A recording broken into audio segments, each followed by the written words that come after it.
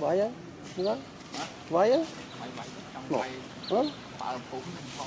Trong tủ ấy. Trong tủ ấy.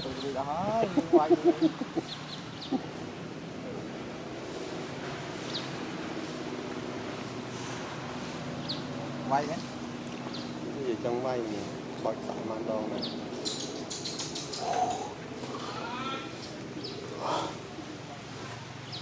Lúc lại cái vay cây gì đây? Thì long tháo á. Đây nè. Cái lấy môi Sarika cái môi đô la Này. Mr. Môi Clay hay là cái mình lên cây Clay gì bạn chào bạn mở đó bạn ta thì long tháo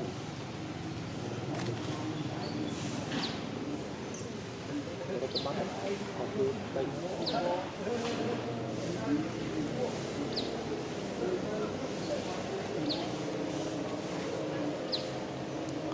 Nó nó buồn một lời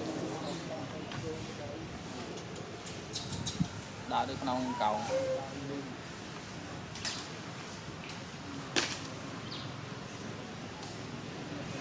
nó nổ đã chưa phải